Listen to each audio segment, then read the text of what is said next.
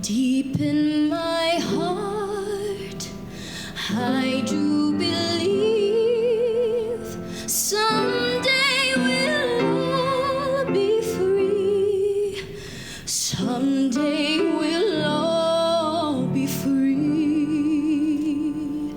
I may not know how long 'twill be. Someday we'll all be free. Someday we'll all be free. Someday we'll all be free.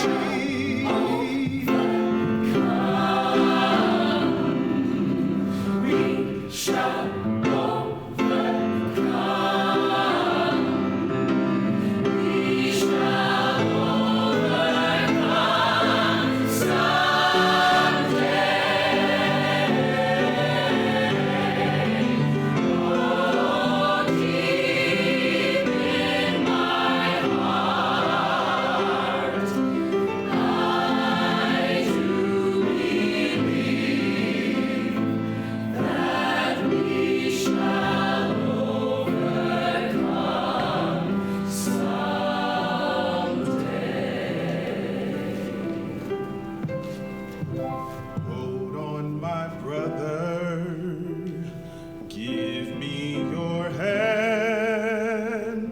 someday we'll all be free.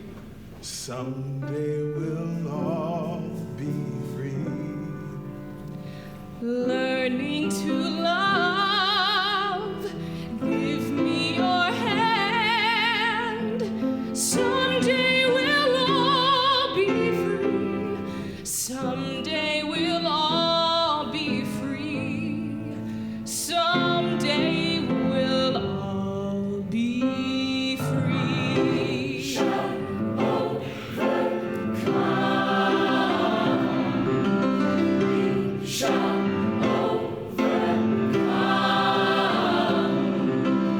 We shall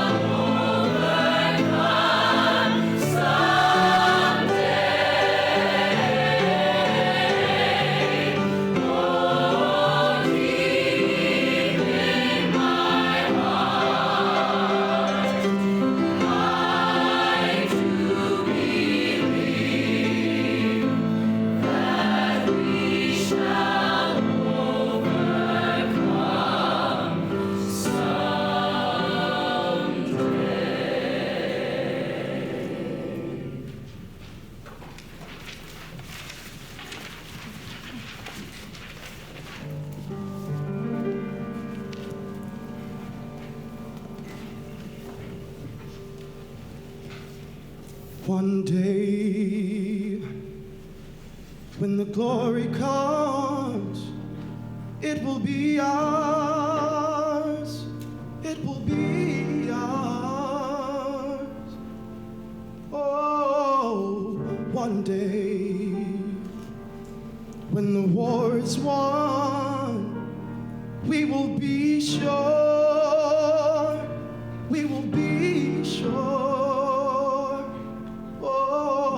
Glory, glory, glory, oh, glory, glory. Until the day Emmett gets justice, we keep fighting bloody battles on a Sunday, but we keep rising, keep striving until there is a change of hearts and pen signing. Hear the darkness of the soul and feel the load like sun brighten. The people's fire reigniting. We keep going, we keep moving, we keep thriving. Till the wrongs are fully right, there can be no peace. I'm not asking for a gift, I need equity. That's opportunity, the same for you and me. I shouldn't have to take a bullet just for you to see. I'm a human being with dreams and aspirations. No logic in the hate, and the base of it is blatant. And one day,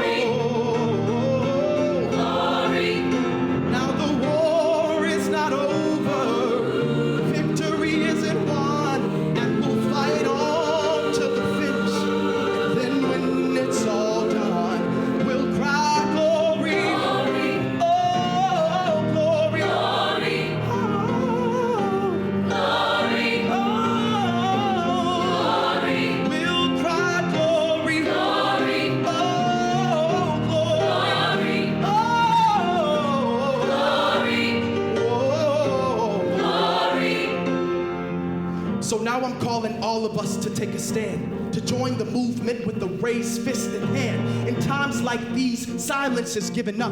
So I'm screaming for the fighters who watching me from above every day.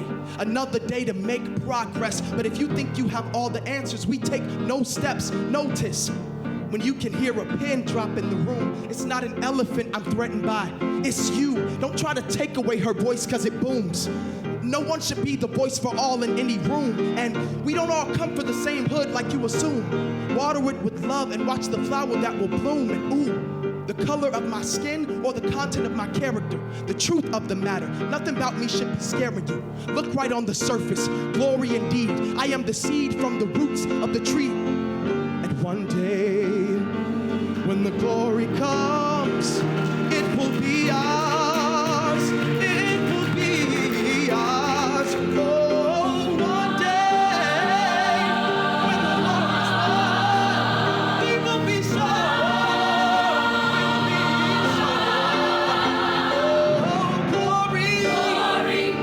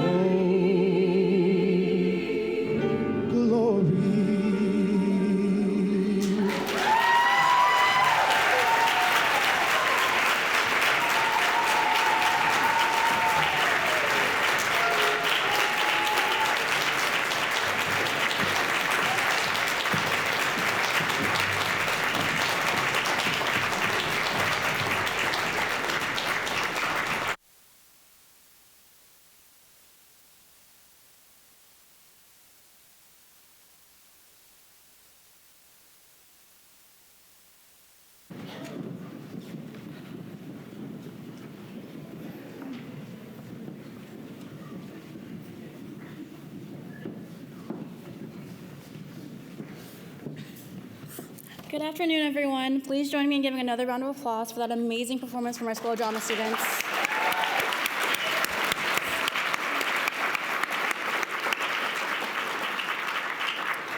My name is Maya Culbreth, and I'm a senior in Dietrich studying social and political history and gender studies. I'm the president of our Black Student Union, known as Spirit, here on campus. I'm a part of the Diversity and Inclusion Roundtable, and I'm here today as a student ambassador for the Center for Student Diversity and Inclusion. As a part of the Diversity and Inclusion Roundtable, I'm afforded the opportunity to provide a student perspective in discussions with senior leadership regarding important issues surrounding campus culture and climate in hopes of bettering the experiences of the student body, faculty, and staff. Some of the members of senior leadership with whom I work with are here today, including our next speaker, Provost and Chief Academic Officer, Jim Garrett. I met Provost Garrett for the first time while working co-check a year ago for this event, actually. I wasn't familiar with who he was until he introduced himself as the new provost and told me to call him Jim. I could tell that he had a genuine respect for others and was excited to take on this new position. To be completely honest, at the time, I wasn't even really sure what a provost did. But fast forwarding to this past fall semester, I was able to get to know Jim for who he is, as well as finally understand what the position of the provost. Dr. Garrett received his undergraduate, master's, and PhD degree in civil and environmental engineering from Carnegie Mellon, and went on to become a professor, head of the civic department, and later dean of the College of Engineering. So I'd say he knows his campus pretty well. The Jim I've gotten to know is passionate about fostering a more diverse, inclusive, and equitable campus for everyone through acknowledging the impacts of race, gender, and socioeconomic status on one's education and experience. That acknowledgement is important in ensuring that people from all backgrounds are able to get here, stay here, and enjoy their time here as members of the campus community, because a sense of belonging is critical in creating a greater community. That passion is what makes me happy to have Jim, Dr. Garrett, as our provost. From our conversations, it's clear that there is still work to be done in these areas, but I'm confident that under his direction, we will get there. It is now my distinct honor to introduce our provost, Jim Garrett.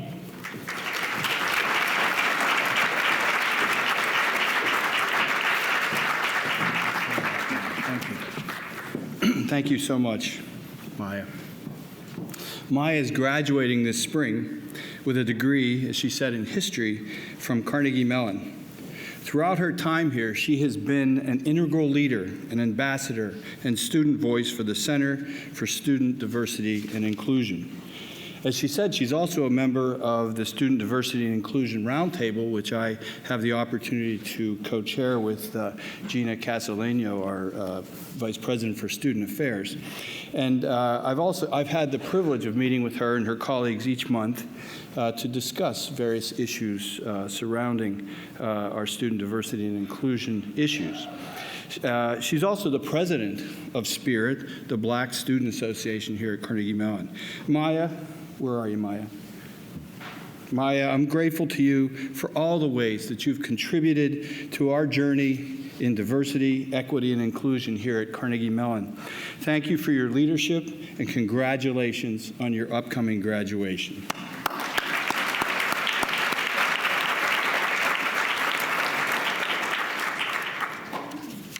And let's also give another round of applause for the students from our School of Drama. What a beautiful and moving performance. Let's give them a big round of applause.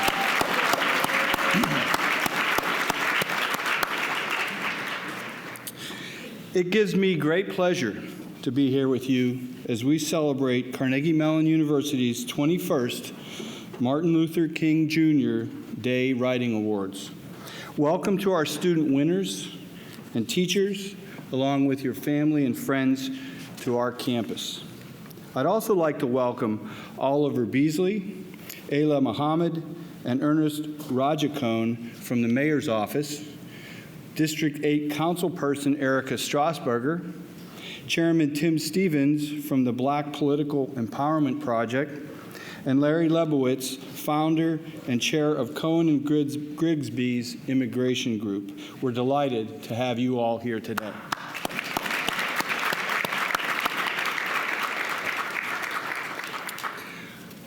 I want to thank Professor Jim Daniels, who founded this event 21 years ago, and Ms. Chernell Smith, the interim director for the Center for Student Diversity and Inclusion, who pours herself into CMU's annual Martin Luther King programming year after year.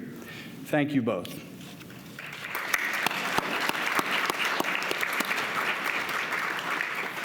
This Writing Awards program kicks off our annual campus-wide celebration of the life and legacy of Dr. King. The celebration includes special events, lectures, and community service opportunities that will be taking place over the next 6 weeks. And you've been seeing them advertised on the screens on the side of the room. My colleagues at CMU know that I'm a huge fan of this event, not just because of Dr. King's legacy, an amazing legacy, or because of the amazing compositions that these students have created, but also because I get to see young people from all over Pittsburgh stand on this stage who are much, much braver than me. Writing is such a vulnerable art form, and poetry and prose are as real as it gets. But when you add subject matter like racism, discrimination, and injustice to the mix, it evokes a visceral response in the writer and the listener. This is why every year I walk away from this event in awe of the talent and courage that comes from these finalists. You may not relate to every identity represented on the stage this afternoon, but through their words, I hope you'll get at least a glimpse of what it's like to feel marginalized, invisible, silenced, or even attacked. These verses and essays will no doubt cause deep reflections. They may shock and humble you.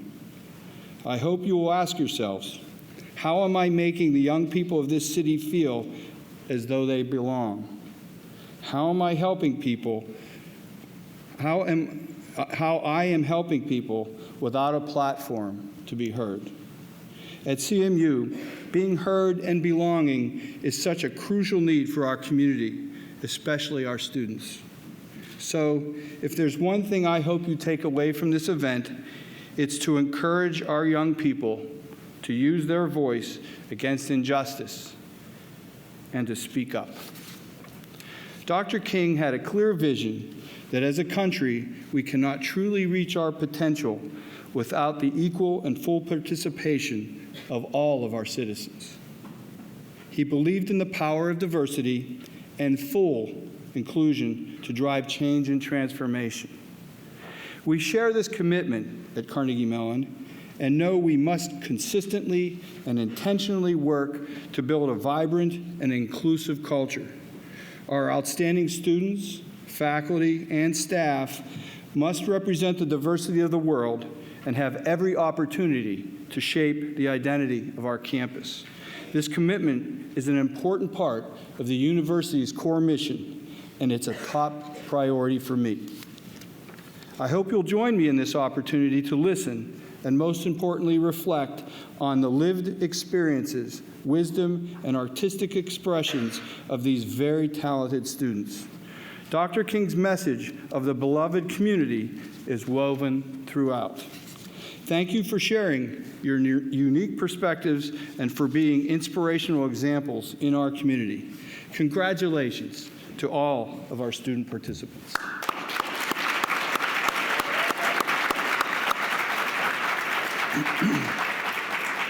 Now it is my honor to introduce Jim Daniels, the Thomas Stockham Baker University Professor of English, who will introduce our student winners and present their writing award certificates. Professor Daniels.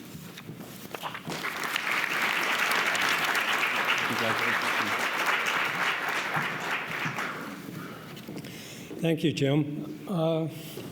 I see a number of people standing in the back. Are there any open seats? If you can kind of raise your hand. There's like 4 right up here in the front. So particularly if you're uncomfortable standing, there are some seats up here.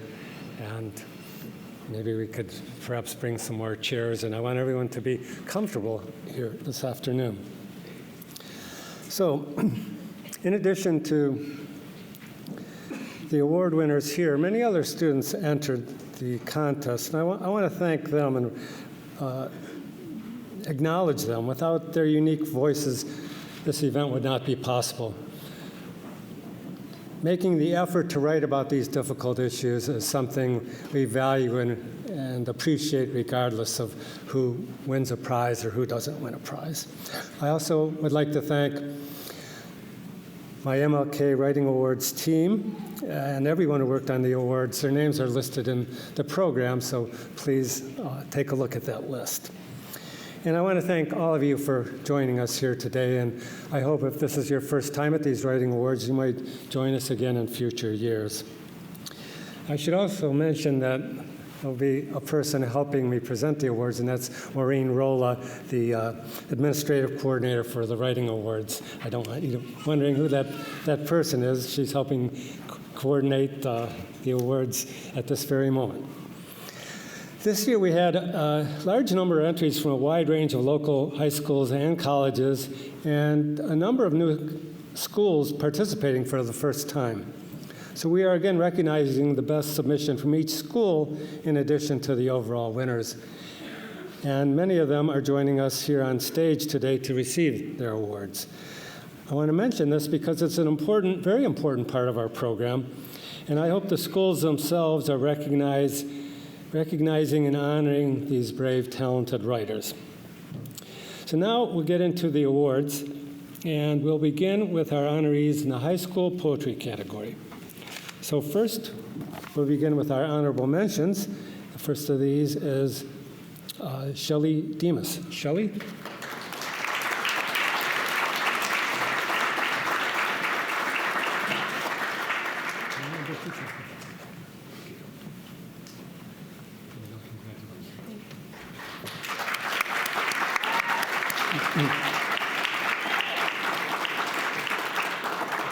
And the next honorable mention is Juno Elio Avelas do Nascimento. Juno?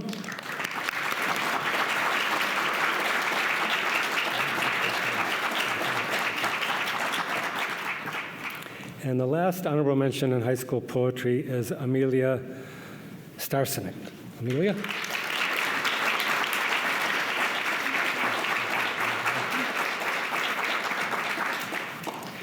And we'll begin with the third place winners. We had a tie. So the first reader will be Brianna Luster. Brianna?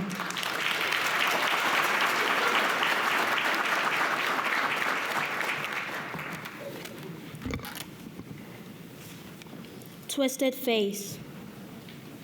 I picked up the white tag on the ripped blue jeans. My fingers trailed across the black price number printed at the bottom. The old white woman in Macy's gave me a dirty look. My mother and I, both standing shorter than the average female for both of our ages, browsed among the Levi Strauss clothing. That was my brand since birth. My mom picked up a shirt. Like usual, I didn't like it. I told her I didn't like it. The white woman appeared around the corner. She searched the shirt rack, but I could tell that it wasn't shirts she had been looking for. It was the article of clothing that she thought could have been hiding in my mother's purse. My mother worked hard for what she had, for all the things she'd been able to give me. What a shame for her that she had to live with the difference in this world. My mom asked me to try on the jeans along with others she had let me pick out. She told me to hurry up. She'd always been impatient. I'm almost done, I replied. I came out of the stall. These are good, I said. We left the dressing room. The old white woman asked if we needed help. We continued shopping, even after my mom shouted at me for not having much sense of what I like. The line was as long as Rapunzel's hair, but we had no choice. The sooner the better, but it wasn't until later that we got near the front of the line. What's with the face? The old white woman had an attitude. My mother could have told her that she was rude, inconsiderate. She could have said it was her attitude that caused her twisted expression, but she said, oh, nothing. It had been nothing at all.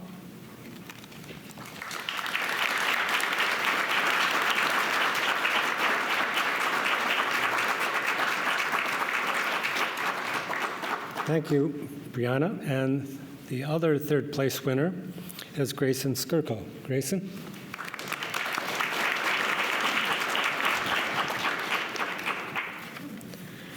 I hope I can be heard now. A poem about my voice on testosterone. I've always been a little bear cub, feeling my paws crunch the twigs and mulch of the floor. Seasons are changing, frost is setting in, and I rise up on my hind legs, head high, speaking up for the first time. I hope I can be heard now. I'll let my growls grow, my echo rumbling through the trees. The sound curls between pine needles and knocks cones to the ground. I know I've made it. I am home.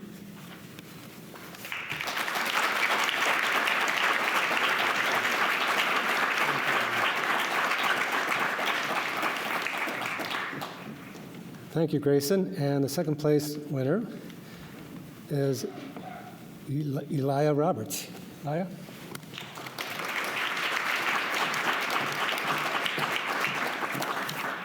Hi, my name is Lyle Roberts, and my poem is called An Ode to the Dark-Skinned Black Girl.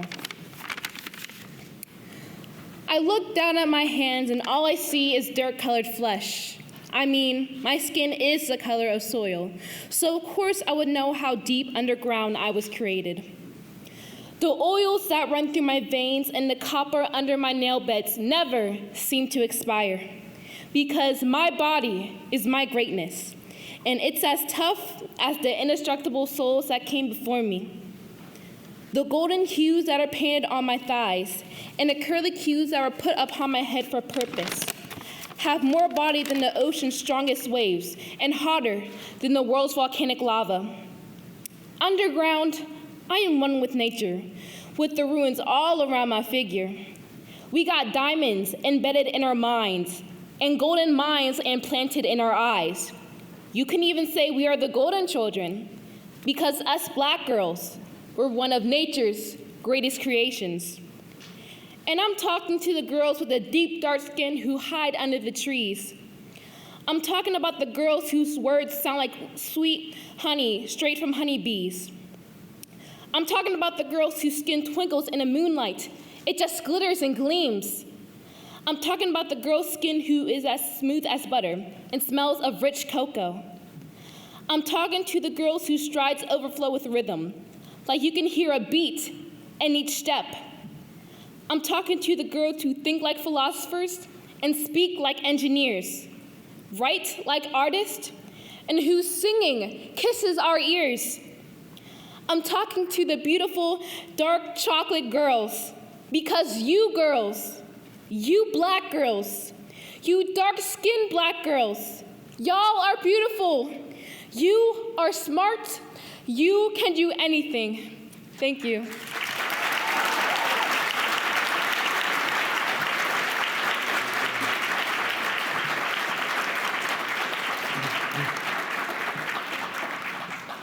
Thank you, Elia.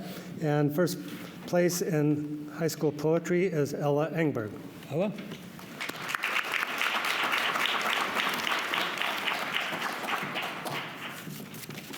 Hi, I'm Ella, and this is Hey Beautiful. Autumn is cool and serene today, fiery leaves caught in their graceful dance of falling, cradled by puffs of refrigerator wind. Today is for short sleeves and long pants.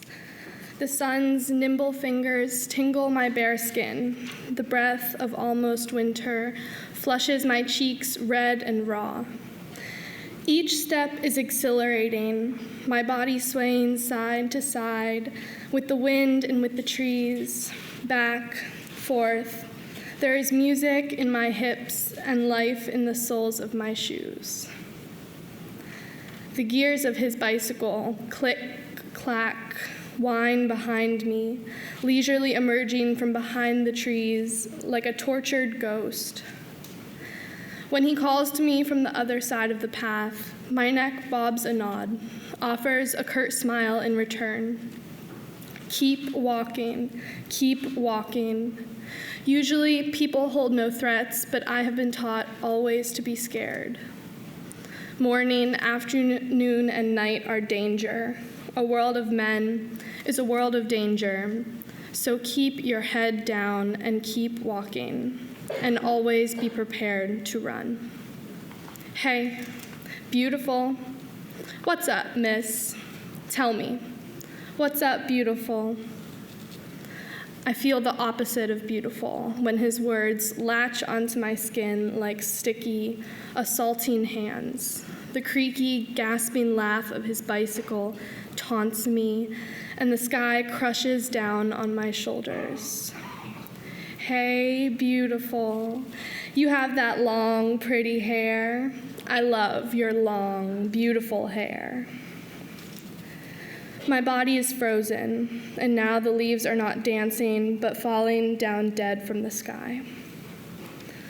I wish myself far away, anywhere but here, but somehow, everywhere I turn, he is always following, whistling, slowly, tauntingly, creaking bicycle winding down the curving path, falling, crumbling leaves framing his face in a fiery halo. He forever circles, closer, closer, no matter how far or how fast I can run. Hey, beautiful. Hey, beautiful. Thank you.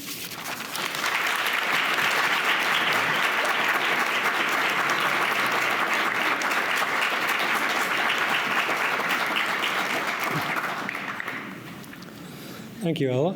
And now we're going to move to our high school prose category. Excuse me. And I should mention the high school, well, some of the prize winners, we asked them to excerpt their pieces for time considerations for the event today. But in your booklet, you can read the entire piece, and I recommend that you do so. So we have a couple honorable mentions in high school prose. The first of these is Mental by Margaret Balich. Margaret?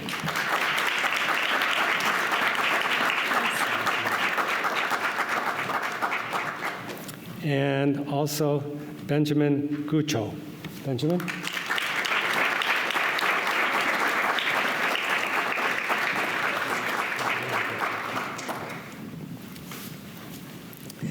And third place for high school prose goes to Lily Weatherford Brown. Lily?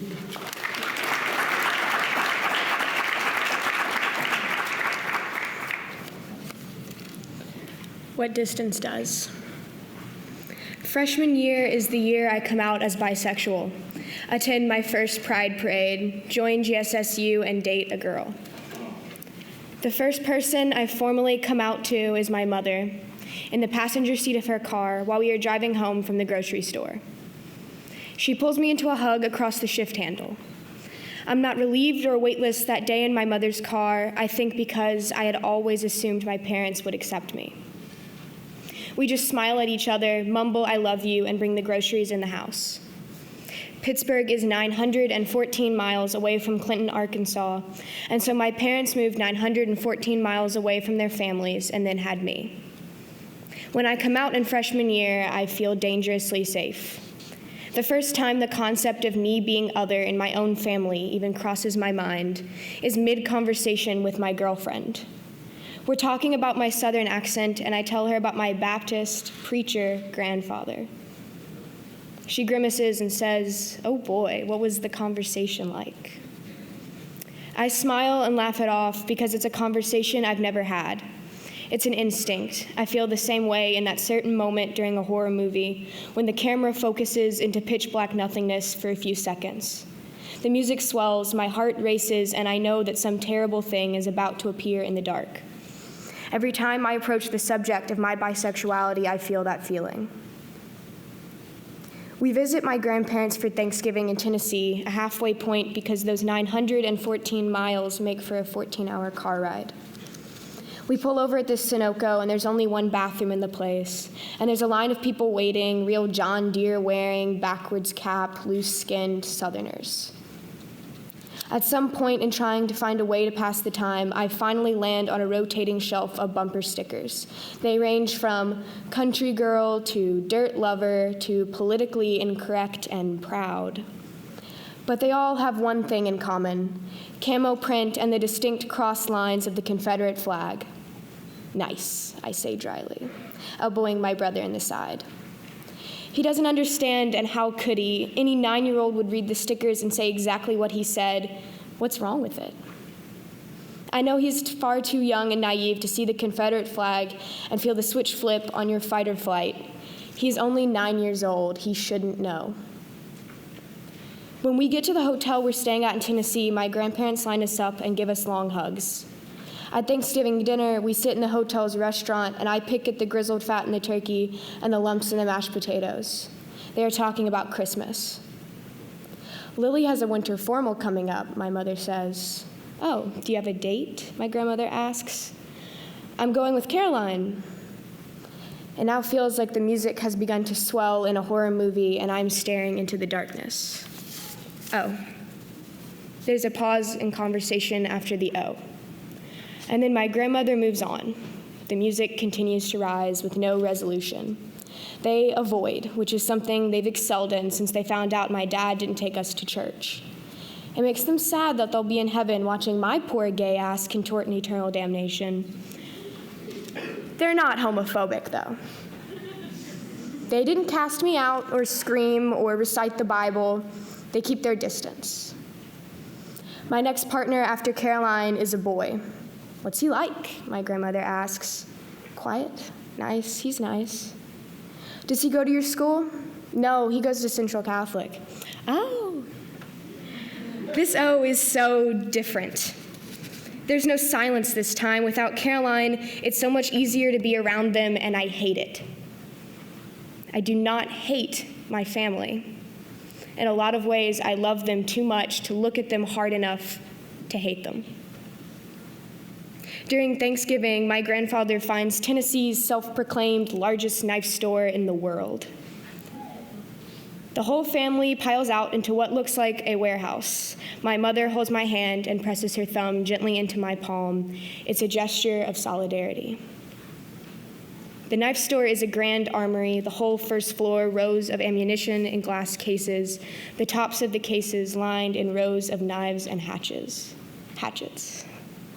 The walls are covered with 6-foot-tall Confederate flags and Gadsden flags with their great big serpents staring down right into my chest. There's a white robe and hood behind glass. It's like a ghost, glowing in the bright fluorescent overheads with an informational placard floating next to it on the conquest of the KKK. When I look at the state flag for Arkansas, I start to notice a resemblance to the Confederate flag. If my gaze moves quickly past the Arkansas flag in my own grandparents' home, it morphs in my periphery. At night, sometimes I dream of the closet doors in my grandparents' hallway. I feel a certain sinking feeling. The music swells, and then a mummified Confederate soldier leaps out. He is knocking cans of preserved fruit onto the ground. He is screaming so loud his necrotic skin breaks away in leaflets around his mouth. His grip will tighten around my throat, and he is chanting, "God hates the gays, the queer, he hates you, we hate you." For a long while, I can't process everything. I see signs of a children's area, stuffed animals, board games, little plastic soldiers on shelves, and follow them. In the back, there's rows of bumper stickers that take up an entire wall as far as the eye can see. Traveling down the aisle, I see homosexuality is a social disease. Under God's law, the only right gays have is to die. The solution to gay marriage is the noose. What's more sickening than their messages are the children running in front of them, unbothered, playing with stuffed bears and toy rifles. A little boy pops the cork out of his little plastic gun at me and yells, "Pow, gotcha." Is this what they do when we're 914 miles away? I spend 15 minutes waiting outside on a bench, fighting the urge to hurl on the front steps of the largest knife store in the world. "Are you all right?" my mother asks. She's giving me an opening to smile and nod. I shake my head. I mumble something about reading things in that warehouse, about feeling sick. My grandfather says something then I can't get out of my head. It's not that different than what my brother said in the Sunoco, but it's his tone of voice, without innocence, like a threat. Well, what was wrong with it?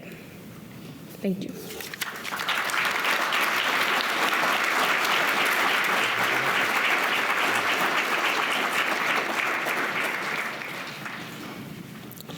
Thank you. And the second place in high school prose goes to Farida Razapova. Farida?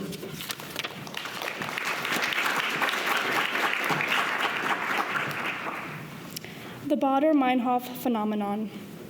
As a child, I was very headstrong. This stubborn and confident attitude that was always in the back of my mind was restrained after an interaction I had with a boy at our playground one day. My peers and I were playing games and having fun when a boy grabbed my neck and pushed me down into a headlock position. As he laughed boldly, I struggled in his arms, and it no longer felt like a game. My air was cut off, my face turned red, and my eyes teared up. He finally released me, and I sought our mothers to tell them how he tried to hurt me. They both simply bantered and laughed at my face, saying how we would make a good married couple because of our chemistry. I was frustrated and felt disgusted by the words they spoke. This was the first time I had realized what being a Turkish girl in a Turkish society meant. It meant I wouldn't be taken seriously because of my gender. I realized this from my own mother, and that was the worst part of it all. I realized that when I learned about the realities of toxic masculinity and sexism in my youth, I started hearing it from the people closest to me. I could only explain this as a Baader-Meinhof phenomenon, which is when the thing you've just noticed, experienced, or been told suddenly pops up constantly. Because of my experiences as a Turkish girl, I am a feminist. I have no shame in contributing to a movement that, at the end of the day, fights for every human's rights to life, liberty, and pursuit of happiness. The earliest injustice I noticed was toxic masculinity. Toxic masculinity is when a teen boy learns to suppress his emotions in order to seem manly to others. It's a boy being able to get away with being violent because boys will be boys. Like how the boy who put me in a headlock got away with dragging me through that trauma. In Turkish culture, toxic masculinity is a man making fun of a married one for asking his wife if he should go out with his friends. It is hearing about a Turkish man buying his wife makeup and calling it gay. Halfway through Turkish weddings, the men's tables are empty because they're outside taking smoke breaks, and if you're a man and still seated, you are seen as an outcast. If a man is loud and social and involves himself with every aspect of the culture, he is confident and the ideal husband. If a girl is the same thing, she is seen as obnoxious and difficult to control. The same characteristics mean very different things for boys and girls. My family, like any other, has dinners that are filled with communicating the recent gossip stories and talking about our days. When I hear the way they speak about the role of a man versus the role of a woman, I wonder how I could have been so blind to their old-fashioned views for the majority of my life. Toxic masculinity and sexism go hand in hand in my culture. At the end of these dinners, the elder of the family makes a short prayer out loud. She will pray that her grandsons will become educated in grand universities and make something of their lives. She will pray that her granddaughters will find amazing, preferably wealthy, husbands. The contrast is clear between the elder's expectations for her grandsons and granddaughters. This was a recent and shocking discovery of mine. The last phase of the dinners is cleaning up. The girls will always be the ones picking up the dirty dishes, washing them, putting away the leftover food, and vacuuming the carpet. Turkish men do not clean the dinner table or help set it in the first place. It's just not a part of their manly duties. Women are belittled no matter what they accomplish in life. She has a bachelor's degree in electrical engineering. That's great for her, but she still has to cook and clean and raise her children, typically without the help of her husband, who is traditionally only the bread earner and has nothing to do with actually raising his kids. Turkish society looks down on any couple whose roles are reversed. It makes a mockery of them simply because they don't follow typical gender roles. The religion of Islam teaches us that heaven is at the feet of our mothers, symbolizing that they should be respected. This concept is typically lost when culture becomes involved, and I cannot stress how much religion and culture are two separate things. Women are underappreciated despite what Islam may teach. One summer day, myself, my parents, aunts, uncles, and cousins were enjoying the beautiful Atlantic Ocean at Ocean City. A woman with a nice figure walked past our group and then began the shameful and inappropriate comments from my aunts and uncles. The way they spoke about the woman was disgusting. They didn't even know her, yet they degraded her in the span of 2 minutes. This was the first time I had noticed anything like this. The only thoughts going through my mind were she might be a sister, a mother, a granddaughter, and most prevailingly, she's a human being. I was a sister, a daughter, and a granddaughter. I am a human being too. If my family could speak so easily about a stranger on the beach, are those the things they would have said about me if they did not know me? These thoughts made me feel nauseous, but they were eye-opening to the fact that my family could be just as ignorant as anybody else. These events that I witnessed some of the struggles most Turkish girls go through while growing up. The Turkish culture seems restricting, but I did only pull out the most extreme examples of toxic masculinity and sexism that I noticed. The older generation of Turks definitely follow more closely with the examples given because they are more traditional, but younger Turks are changing the culture for the better. Millennials are more open to ideas of feminism and equality between genders, and hopefully when they have children and raise little families, they will pass down the concept of appreciating women, and they will hold males and females to the same standards. The only way to stop some of the toxic traditions and gender roles in the Turkish and American communities is to actively resist them and educate people. Teach people to have more open mindsets and more open communication. Teach people to tolerate others despite their differences. By actively resisting toxic masculinity and sexism in any society or culture, people can become more informed to create a more just and peaceful society. Thank you.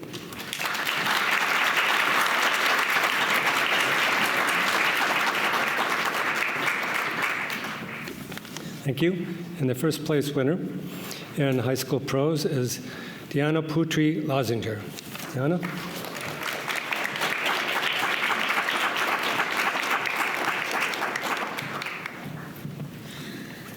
Confessions of a biracial disabled woman. When I show my family photo, I get a mix of different reactions. Some say that it is a lovely picture and leave it at that, but mostly I get the standard questions. So, they're Muslim. What do they think about you being a Catholic? Is our country dangerous? Are the women forced to wear that? I've learned that many Americans have a deep understanding about what Islam is. They might believe that the precepts of Islam call for fanaticism and oppression of women, which is simply not true. Since the beginning of time, religion has been a prime excuse for inexcusable acts of violence. My mother is an immigrant Muslim woman from Indonesia. She entered this nation with my American father. She had to build a brand new home here. She hadn't even seen snow before, and she moved straight to Salt Lake City, Rocky Mountains. She learned simply that people are people. The neighbors brought housewarming gifts and threw her a baby shower, even though she had only lived there for a few months. But being different is still hard.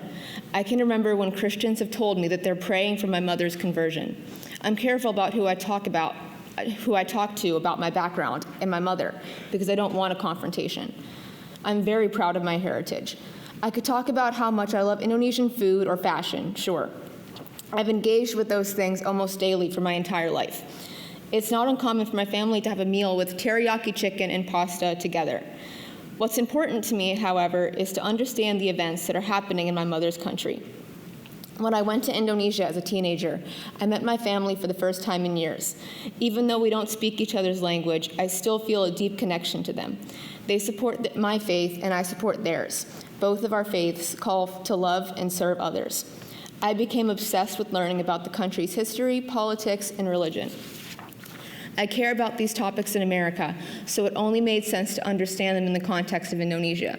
And being knowledgeable about the country made me feel more connected to my heritage.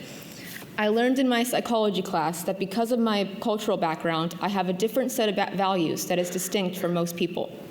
I learned about cultural dimensions, a theory proposed by the social psychologist Hofstede. The theory is about how each society's culture influences their members to hold certain values. Specifically, he came up with 6 binary ideals, one of them being individualism and collectivism.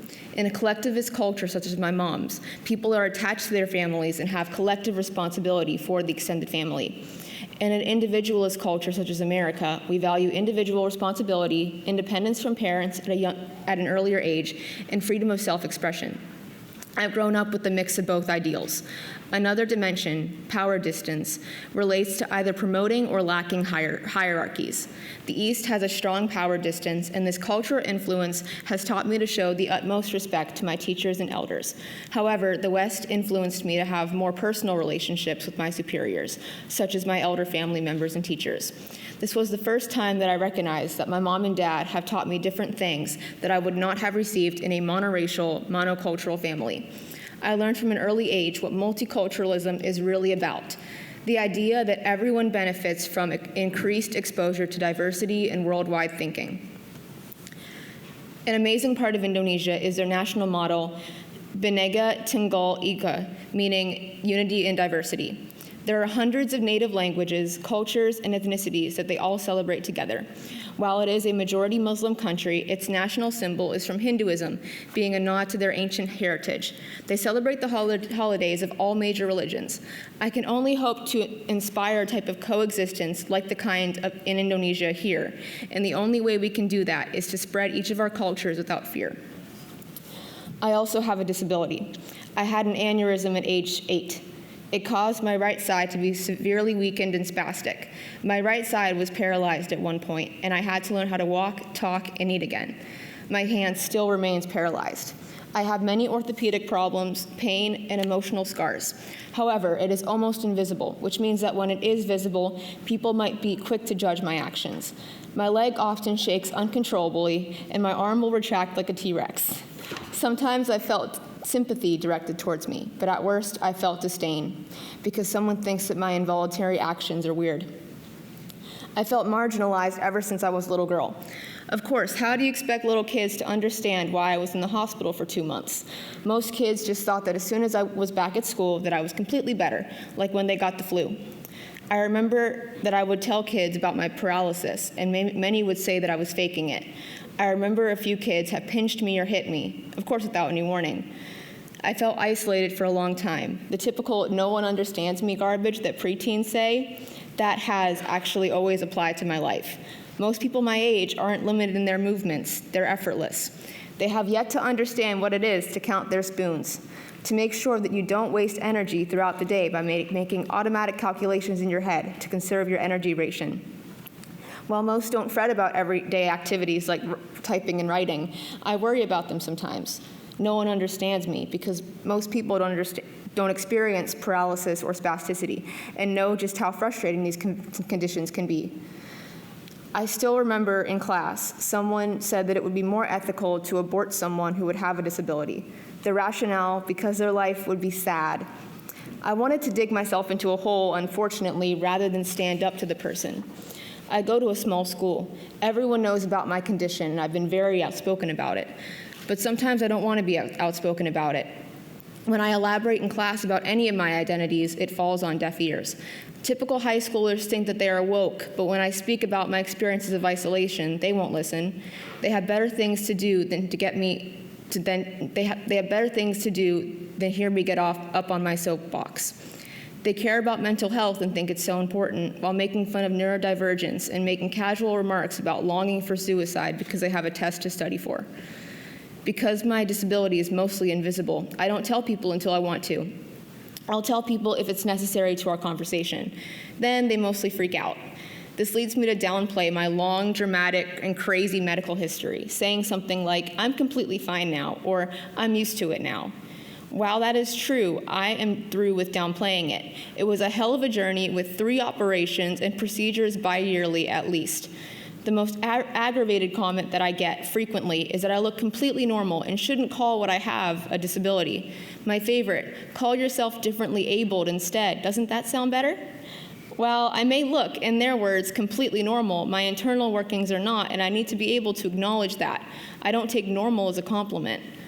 I think that when people react negatively to disabled people, it's because they imagine if they themselves had a life-altering disability, and they think that their lives would be sad, on a scale from just more difficult to not worth living. They project their own ideas of what disability means onto us. The truth is that most disabled individuals just learn how to live with it until it becomes their normal. My accomplishments, perspectives, and values are uniquely because of my strengths and my weaknesses. Many of my interests and experiences stem from having a stroke, from my interest in psychology to volunteering at children's hospitals. I call it a disability because I'm realistic, but I don't want that label to make anyone feel sorry for me. Disability isn't something that I've overcome, but something that I've had to learn to live alongside. And I want my use of that word to represent how much more I have to adapt and learn to live with it, while still being able to live my life like everyone else.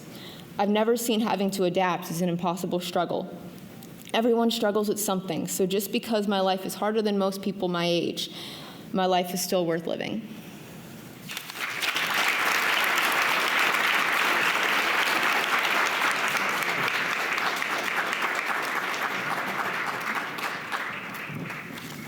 Thank you. Now, when we were receiving the entries for this year's awards, we got a play. And we said, well, we don't have a category for a play. But it was a real good play.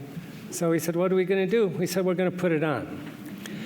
So the next piece is written by Paloma Sierra, directed and choreographed by Rachel Pospisil, with performances by Bella Campos, Simone Jones, Gerardo Navarro, Amara Pedrosa-Sacco, and Anthony Saldana. Yours, but your English is so good, our special drama award-winning choreo poem by Paloma Sierra. But your English is so good. Every time I hear this statement, my world stops, as it is revealed to me that finally, after speaking fluent English for what is now 1, 2, 3, 4, 5, 6, 7, 8, 9, 10, 11, 12, 13, 14, 15, 16, 17, 18, 19, 20 years. After 20 years of speaking fluent English for the first time, my English is at last so good. Or at least good enough to be understood and worthy of such great compliment. But your English is so good. Every time I hear this statement, I try to make sense of it, yet can only bring myself to play dumb. Since the statement only makes sense if I play the part that it suggests, that of a dumb. A person who lacks the ability to speak. But your English is so good. Every time I hear this statement. But your English is so good. Every time. What bothers me is not the statement itself, but what underlies it. How it matters not what I say, but how I say it. How no one is really listening. But your English is so good. Every time I hear this statement, the implied condescension that deems my speech adequate but unacceptable from monolinguists who have not the ear or will to understand sounds other than their own, yet who are quick to compensate their ignorance with backhanded compliments. But your English is so good.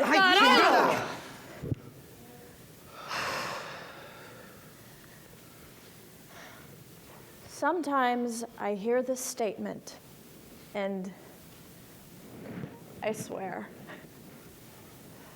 But what is worse than hearing it is that sometimes I actually listen. Wow, your English is so good.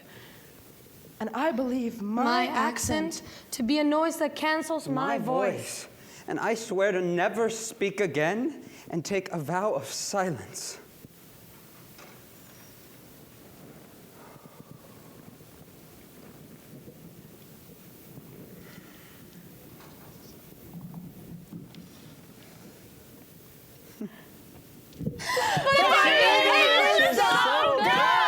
Do you really think so? So good. Good. Your English is so good. So good. Good? My English? So good. Good? Good. Other times, when I hear this statement, I do entertain. It's false validation. Thank you. It is. Thank you. So good. Other times, so good. Your English is so good. I am too tired. Too tired to play dumb or to pretend to be flattered. Too tired to speak and not be listened to. Too tired to be Good. good. Wow. Thank you. Tú también hablas muy bien inglés. How come your English is so good?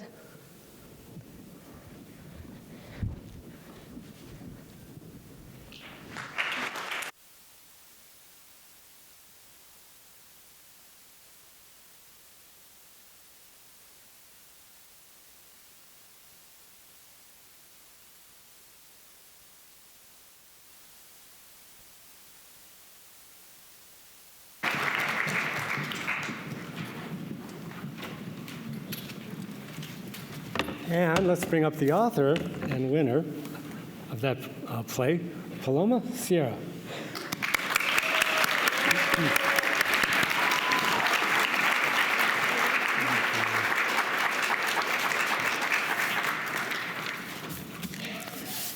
All right, now we're moving into the college categories, and we're starting with college poetry.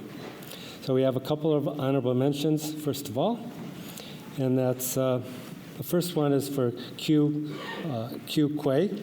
Q?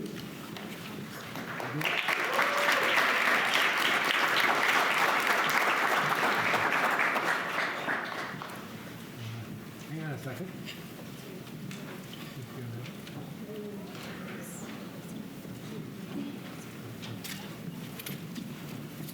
We have it, and we'll get it to you in a second. Sorry. we had a little mix-up in the order, and so, excuse me for a second. Should we do pros first? Okay. So we're going to do college pros first. Sorry about that. And we have an honorable mention for college pros, and that goes to Harizi Ogbo.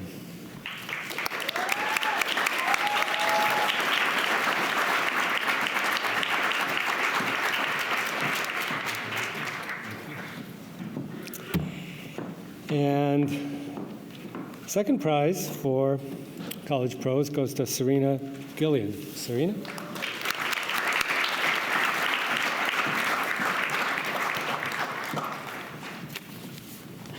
Reservations optional.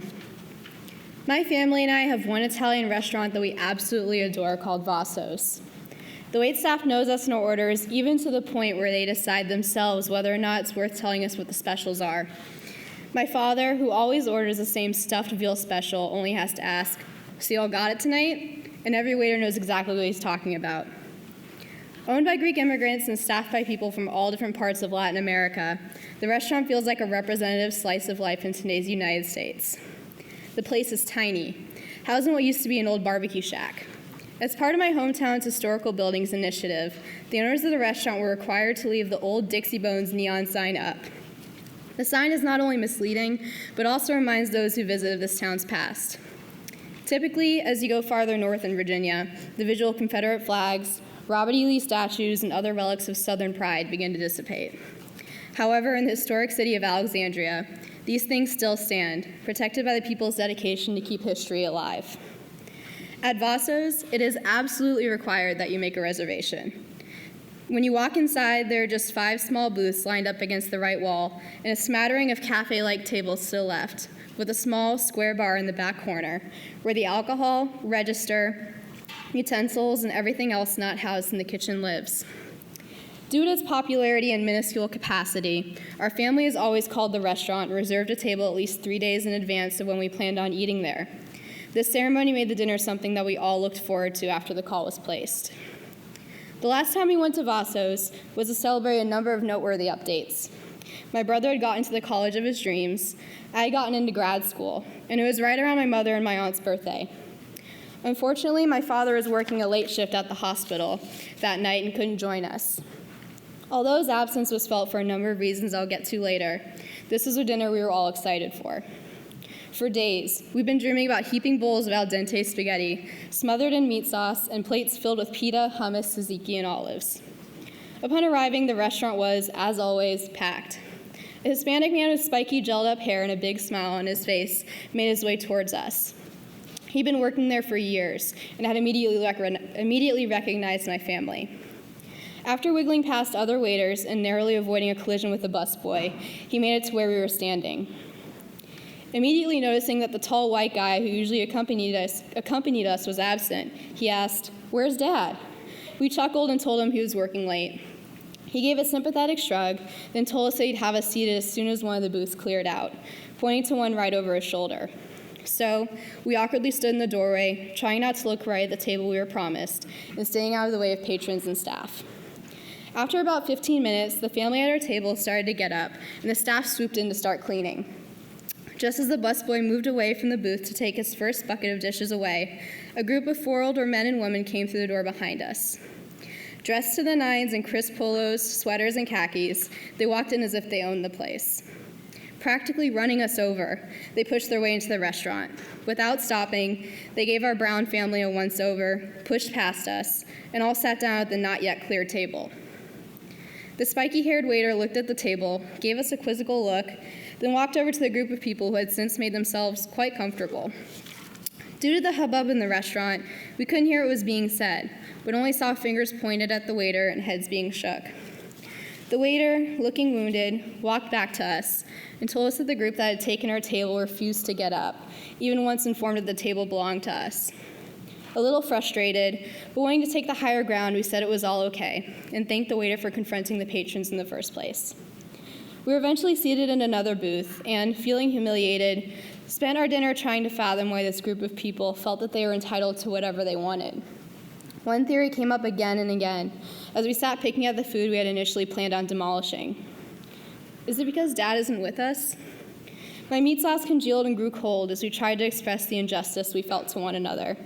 My mother, who had become accustomed to such treatment after decades of maltreatment from my father's white Southern parents, told us we should just brush it off and enjoy our meals.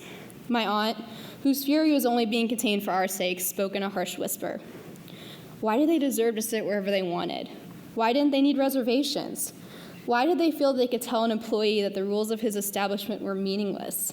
Do they do this at every restaurant they attend? We're all beginning to think not.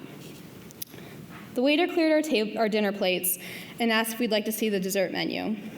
What would have typically been a resounding yes became a murmured no, we're too full. My mother quickly paid the bill and we made our way for the door. Hearing insanely loud laughter, I looked over my shoulder. The group that had taken our table was guffawing, throwing their heads back without a care in the world, surrounded by at least 2 empty wine glasses each. Frustrated, I turned around and walked out the door with my family. It was dark outside now, and looking down at the black pavement, I could see the neon reflection of the Dixie Bones barbecue sign overhead. What once felt like just a chubby pig, humorously misplaced over an Italian restaurant, now felt more oppressing and foreign than ever. It was no longer an amusing relic, but an active symbol. It reminded me of where I was and what some people who lived here saw me as. In the town I grew up in, I was not welcome or respected by all. My presence and my interests were only validated if my white father was by my side. Even in spaces like Vasso's, made possible by the beautiful diversity of this country, white people still held the power.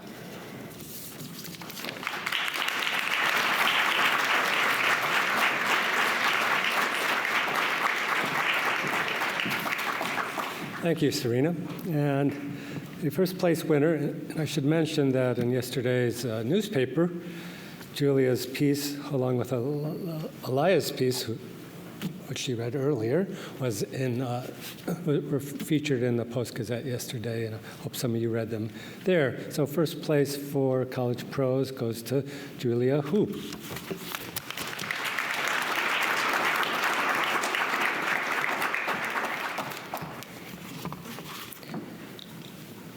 To the boy who gropes me in 7th grade, you only do it because you know. I have styrofoam for lungs, packing peanuts, sound waves thud off the sides and fade away. Sometimes after class, I put my head in my arms, rest my forehead against the cool of the desk. When Miss F calls on me and asks me a question about the American Revolution, I stammer and she has to ask me to speak up. You snicker. You do it because you see me bend over my notes, because I turn red around boys and correct their grammar, because my friend A flirts with you, clumsily, because I have a nice ass. Because when I'm about to graduate university, I will pass by a group of college boys, strangers, in the alleyway on my way to class from my apartment in Pittsburgh. They will stand out even before they notice me, a flock of consolation. Why did she cheat on me? I don't know. Forget her. Koreans, man. I will squeeze past, my hands buried in my pockets. Should I go after her instead? Loud, unafraid. They will laugh, a hungry dissonance. You do it because I'm in 7th grade and unused to being a woman. You don't even do anything bad. You only touch me, pinch my backside, your thick fingers eager. At first I believe you brushed against me by accident. I shift in my chair, inching away, but your hand follows, a wild dog stalking prey. That night, I analyze every second. The way your hand rested on the seat of my chair, the way you retreated when Miss F passed by. Shouldn't I want to be touched, to be the center of someone's attention? I expect flames and passion, a stirring, but there's only unease. The next day, you surprise me by touching me again. I edge away so that half of me is hanging off the seat. Miss F's voice fades into the background, and all I remember of that class is the way you stared straight ahead, your other hand near the crotch of your sagging jeans. You do it because in high school, my first boyfriend will be sweet and kind and entirely unlike you. When he touches me on the arm, there will be electricity, something closer to the fire I expect. 5 months in, we will lie in my childhood bed in Queens, and he will slip his hand under my shirt. Immediately, I will think of you and go tense and silent, numb.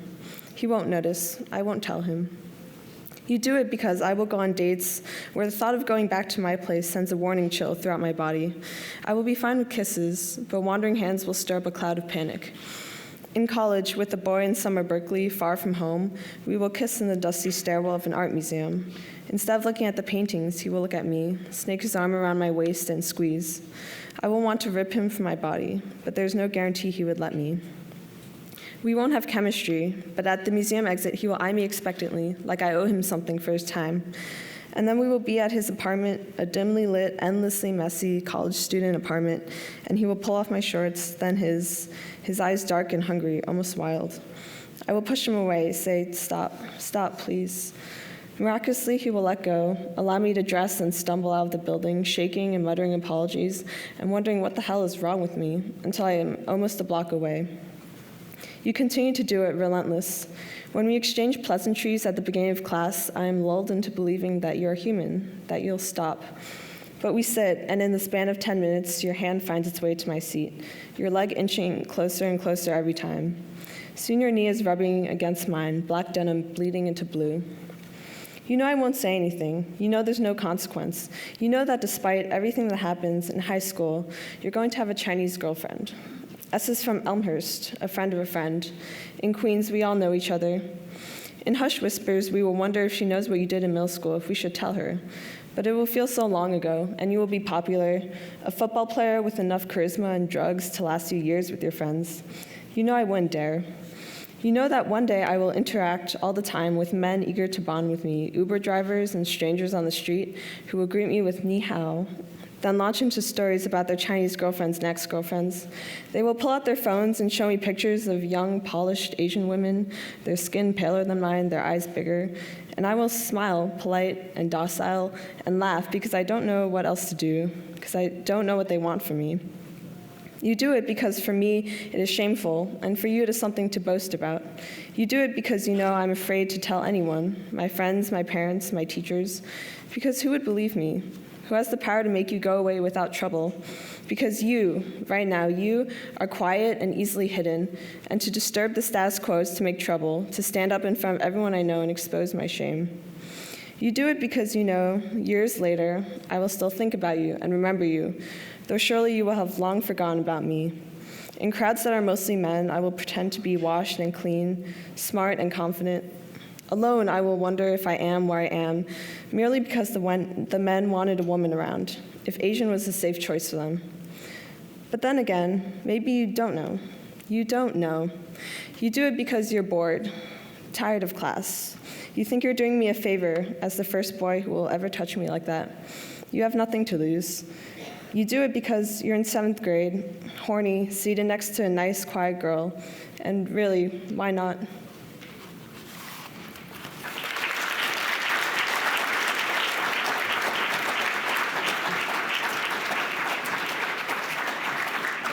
Thank you, Julia. Now we really are doing college poetry. Q, do you want to risk coming up again? And we'll see how it goes this time.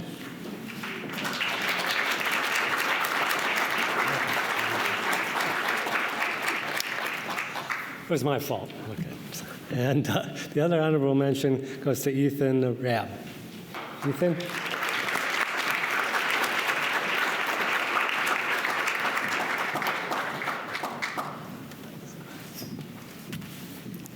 And third place for college poetry goes to Cameron Monteith. Cameron?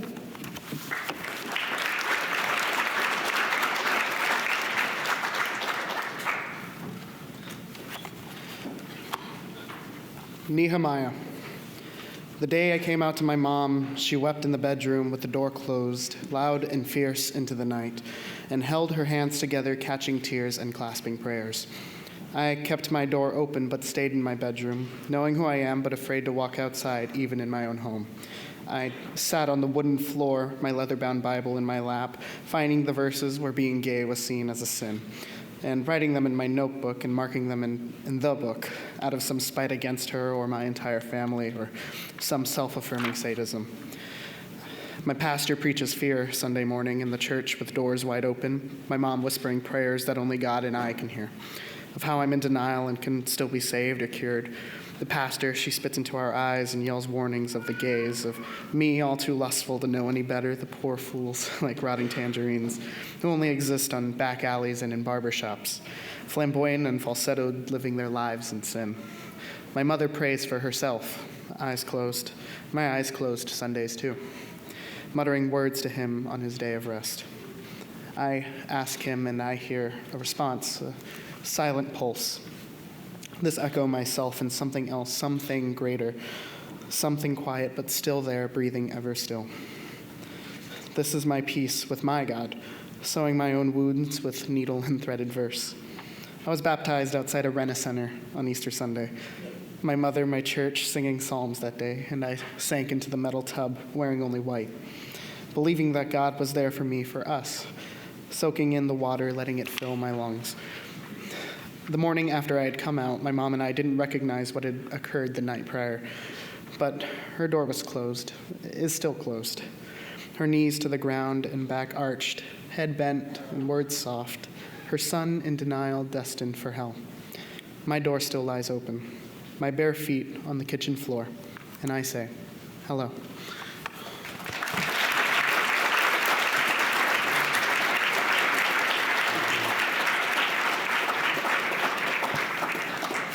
Thank you, Cameron. And I should mention the next two readers will both be on the Confluence on WUSA tomorrow talking about their pieces if you want to get a little more background on what they wrote. But the second place winner is Isabel Yoon. Isabel?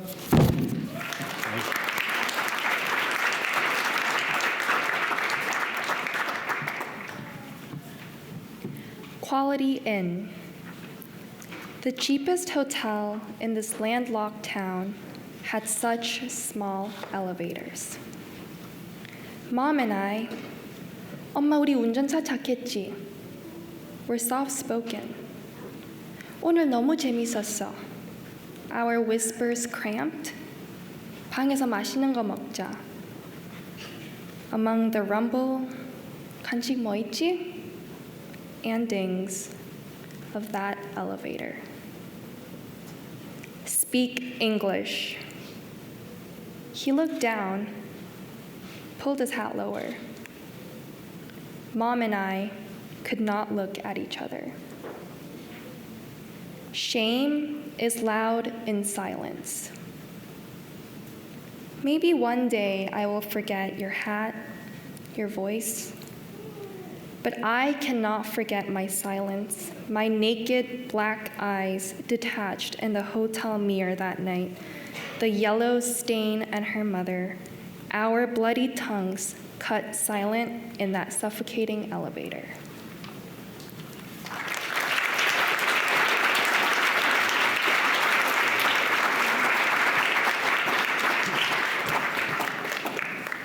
Thank you. And first place, college poetry, goes to Joss Greene. Joss?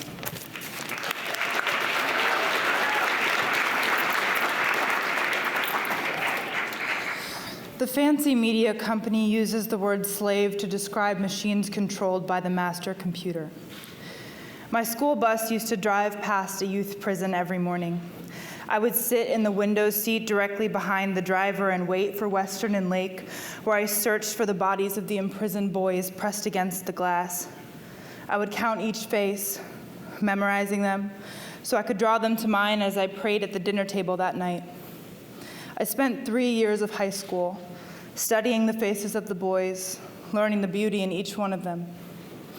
Now, my best friend makes theater in the concrete building on the corner of Western and Lake, where some of the boys spent my entire high school career. Every time I see one of her shows, the boys feed us cookies that some 14-year-olds made us for 60 cents an hour. Each of their faces starts to glow when I thank them. Every single one of them could have had a future just like mine, one that involved a fancy university that can afford media servers just like this one.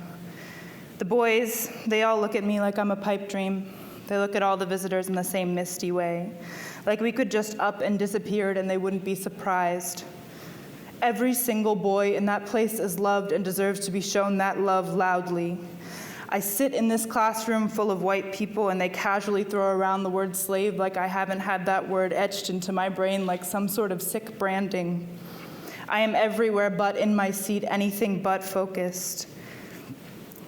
I try to remember the faces of the boys I would memorize 5 years ago, baptize them all wanted, give them the space to be whatever they desire to be, to roam wherever they want to roam, even if it's only in my brain. My white classmates have never known slavery. They have never looked it in the face and known that they are lucky to not also be in the concrete facility, right along with the boys who look just like you. These white people will never understand just how inherent this kind of survivor's guilt is. I've spent my whole life regretting my own freedom.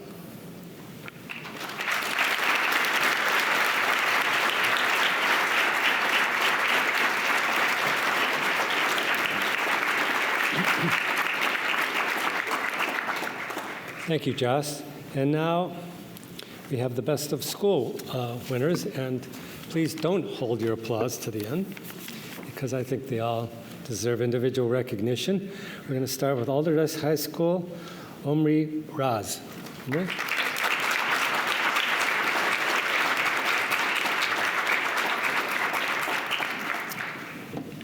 And Evanworth High School, Tony Keller.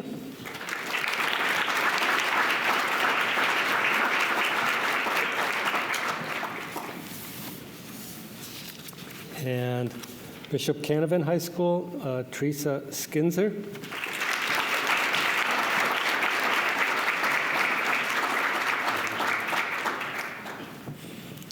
And Central Catholic, Amari Smith.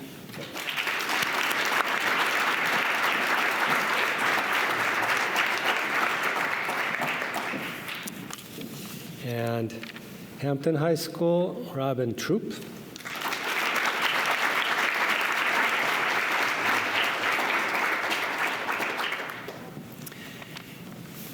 And Amani Christian Academy, Isaiah Anderson.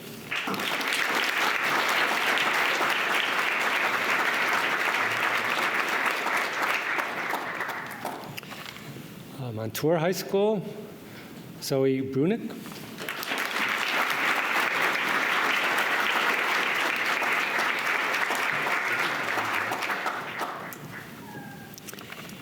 And Montour High School, Moon Area High School, Madison Carter.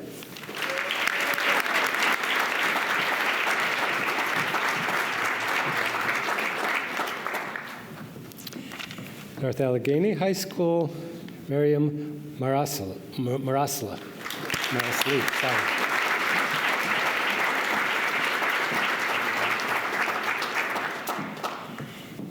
And the Pennsylvania Leadership Charter School, we have Maggie Kudrick.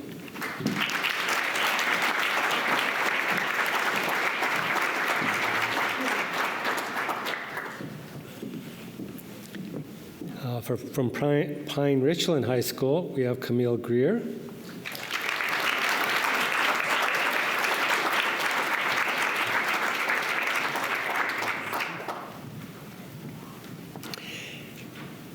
From Pittsburgh Malines, University Prep, we have Caio Gomez.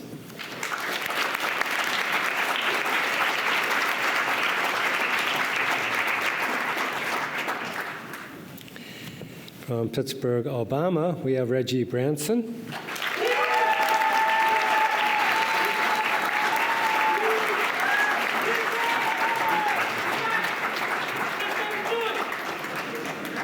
And from Pittsburgh Science and Tech Academy, we have Anasia Gurley.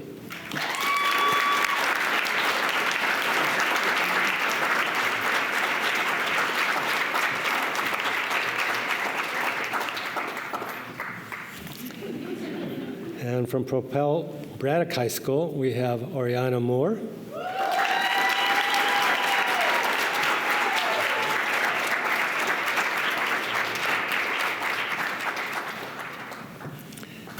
And Ringgold High School, Roderick Wilson Jr.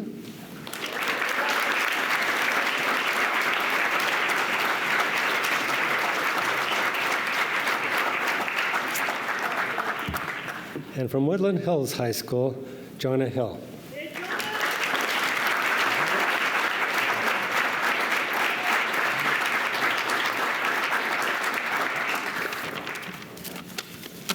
Now, let me see. Now I have the best of college, that's the schools, universities. And first on this list is Cameron Short from Carlow. Anna?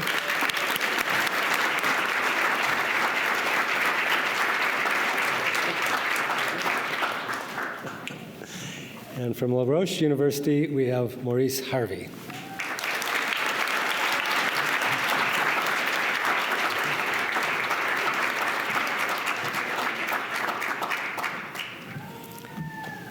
And from Slippery Rock University, we have Alana Mallory.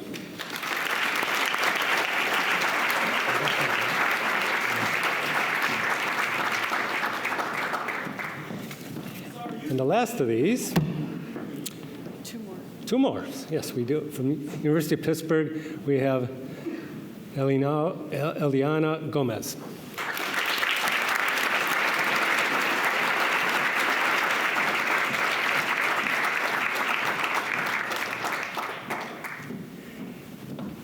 And from Washington and Jefferson University, we have Jordan Harris.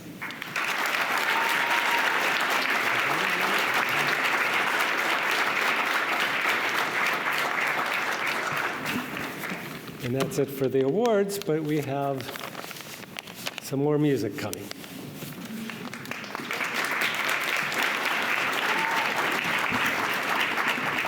As the ensemble gets set up, I'd just like to take a moment to recognize our soloists, Raven Bailey, Lawton Royceberry, Tara Clinkscales, and Isaiah Foster from the first song. And I think it's also really important to mention the second song that we sang, an arrangement of John Legend's Glory. The verses, the poetry that was written interspersed between those choruses was actually written and performed by Lawton Berry, which you all reacted so generously to.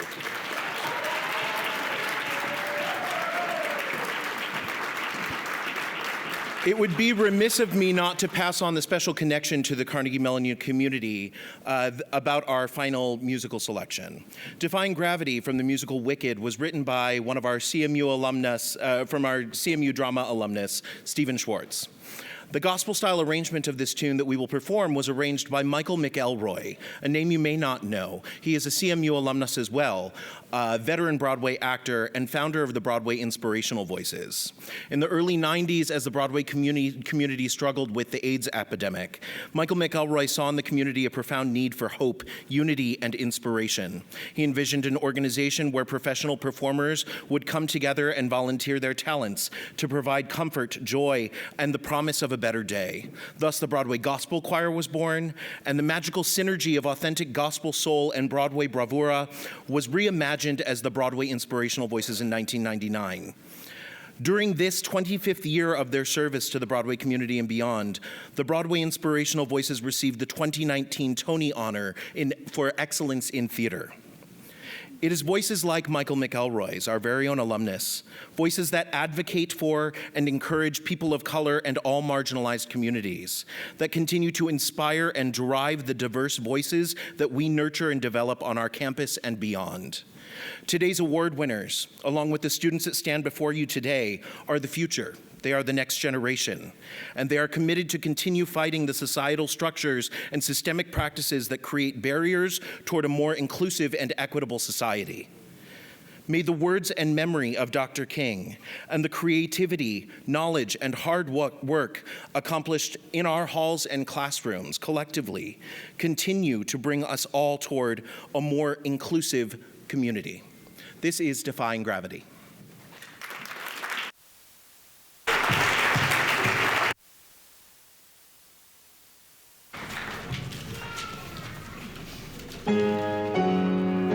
Something has changed within me. Something is not the same. I'm through with playing by the rules of someone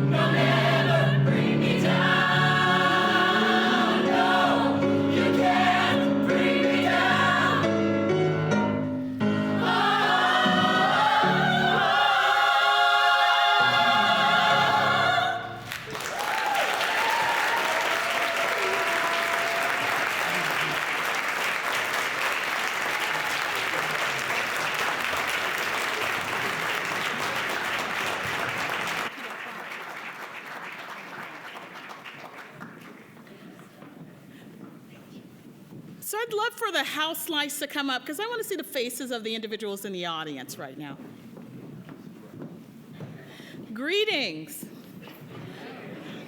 My name is M. Chernell Smith, and it is my absolute honor to just come to the stage to share some closing remarks. I think it was so appropriate that Defying Gravity was our closing performance from our School of Drama. Because there's been some very courageous and brave narratives shared today. And there are countless others that we did not hear. And my hope is for the best of from your schools, even though we did not get to hear them today. My hope is that you're going back to your schools and that you're sharing them. Because your narrative is important. It is important to humanity, truly. Dr. King actually in 1965 gave the commencement address at Oberlin College.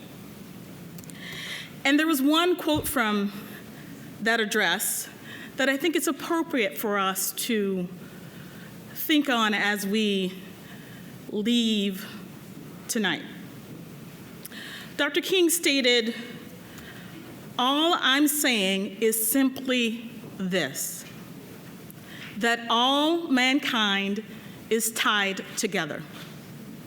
All life is interrelated, and we are all caught in an inescapable network of mutuality, tied in a single garment of identity. Whatever affects one directly affects all indirectly. For some strange reason, I can never be what I ought to be until you are what you ought to be. And you can never be what you ought to be until I am what I ought to be. This is the interrelated structure of reality." Tied in a single garment of identity. You heard many messages tonight about who am I? This is who I am. Bravely opening up who I am. The more that we're able to share that with one another, I think humanity, we will be a better world, truly. So at this time, I never, when given these opportunities, I know that we don't do this by ourselves, correct, students? And it's always important for me to acknowledge the families that are present here.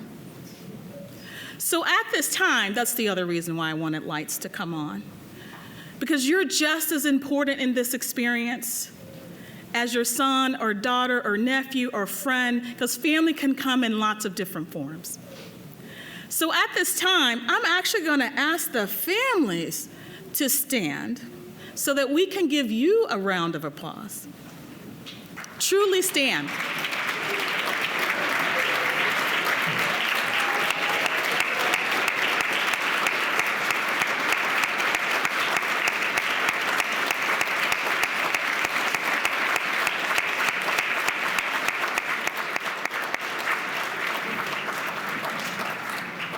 Here at Carnegie Mellon, when we talk about community, we think in terms of family. And we celebrate not just the students that you see on the stage, we celebrate you. Because the values and the bravery and courageousness that comes from them sharing their narratives comes from someplace. And we know not every narrative that was shared may feel as if they were supported, but there's somebody here supporting them. And we consider you a part of the family. At this time, I hope that you have taken a little bit of a moment to introduce yourself to somebody new who's sitting around a table here. There's a reason why we don't put row after row after row of chairs, because we could do that.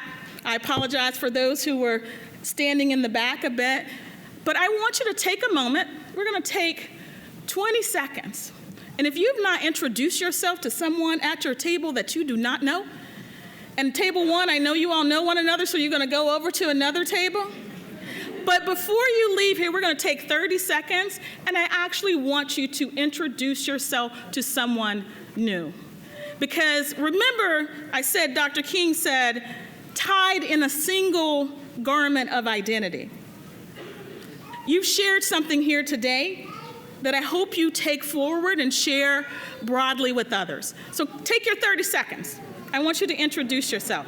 Even for you here that you're sitting beside one another.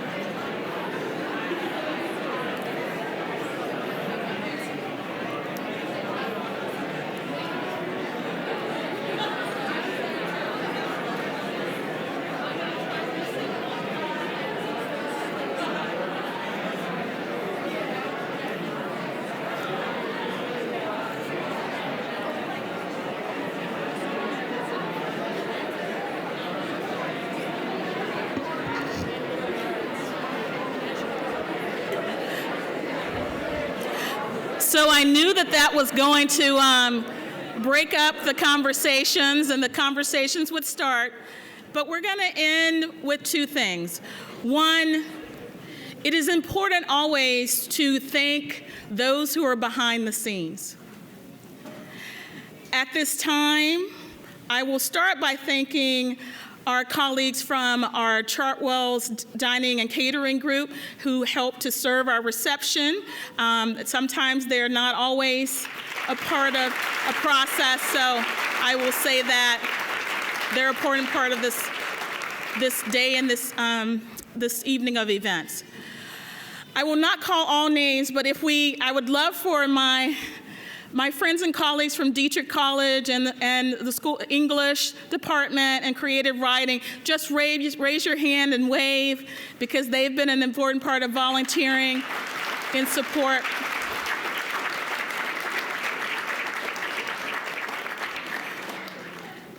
At this time, I'd also, for any of my colleagues from the Center for Student Diversity and Inclusion, I'd love for you to wave your hand, stand up. I will offer thanks, but wave your hand if you're present here.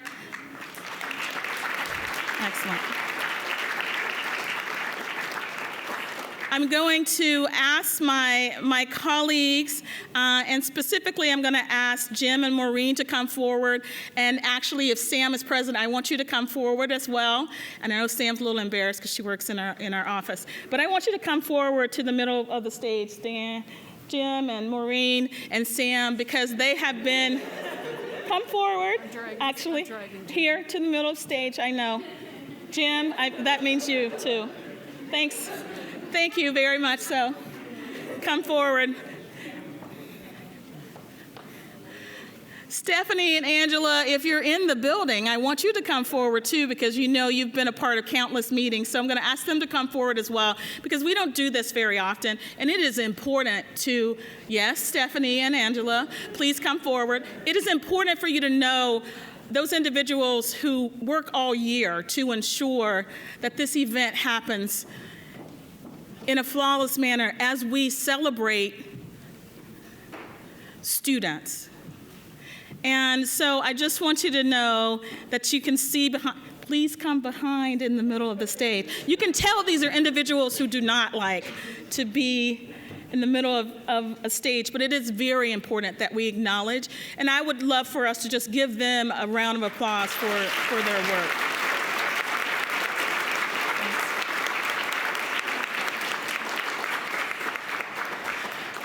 So lastly, I will just say that there are countless programs that happen. See how quickly they disperse?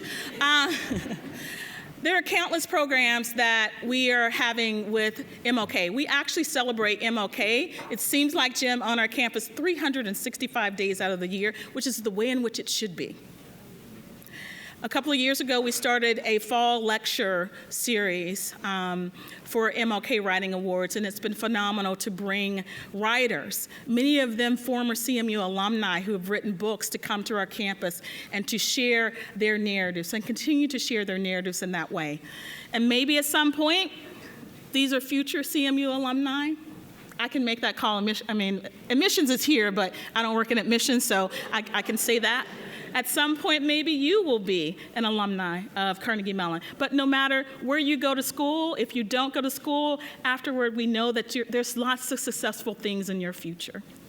At this time, I want you, if you've not picked up this card actually features numerous programs that we have here over the next 2 months.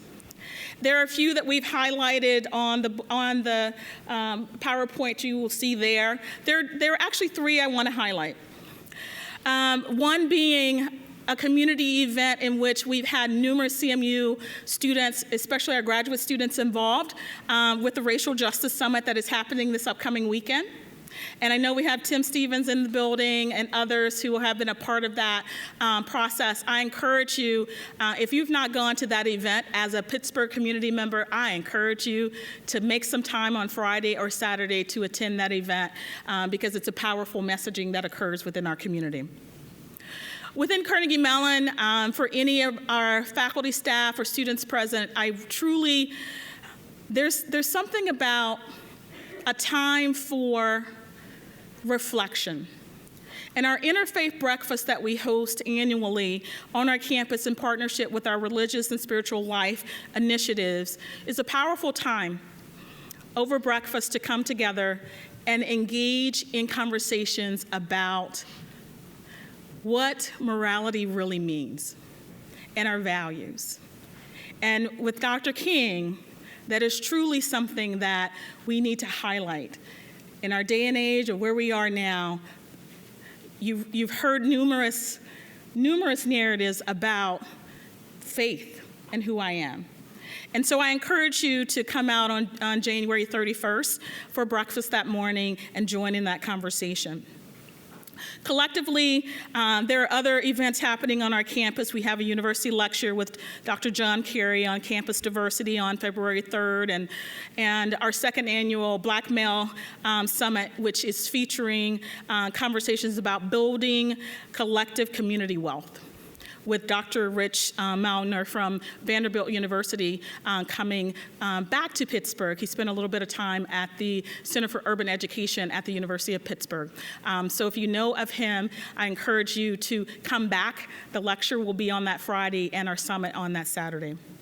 And then as an institution, we have a day with a phenomenal individual, Dr. Jamie Grant, who will be doing numerous programs on our campus, but we're really taking a look at what gender inclusivity truly means and how to take actionable steps towards that, and working with our trans and non-binary student community here at Carnegie Mellon, but also ensuring that we're in a place where everyone is responsible for inclusivity within our campus community. So that's a great lecture on February 13th. Our Cause lecture series happens with Dr. Joe Trotter, who's one of my mentors here at Carnegie Mellon, and I call him that he is solidly Pittsburgh. And the Pittsburgh community truly comes out to engage in those particular conversations. And then lastly, because tonight we heard a lot about feminism tonight. And in hearing the narratives of these conversations about feminism, it's great that our university lecture series, Keynote, will be brought by Brittany Cooper. And I encourage you to come back for that lecture, because she will be able to bring a powerful message in intersectionality, but understanding that feminism crosses all gender. Feminism crosses all genders, and that's February 25th. So at this time, thank you for allowing me to give you some closing remarks. I hope that you've been able to connect with someone new and that you come back, because this program continues to grow and grow and grow. And we want to see more high school students represented here. We want to see more college students sharing their narratives. And I just love seeing families coming out and supporting your loved ones. something very important and a great way for us to begin our MLK programming at Carnegie Mellon. So thank you so very much for coming. We're going to actually, lastly, we have some housekeeping because we're going to be a flurry of taking pictures. All right, so let me help with the taking of pictures to note that we're going to ask all of our winners to remain on stage here because we're going to actually take a group shot with you. At this time, we're also going to invite back any senior leadership that we still have here in our space now to be a part of that. Any of our special guests that have been here, we want you to join in that as well. And then lastly, if our choir is still here as well, we want to ensure that we take pictures with them. And we will move forward from that, but you'll be able to see us do that here. Thank you so very much for coming, and I look forward to seeing your faces at our events in the future. All right.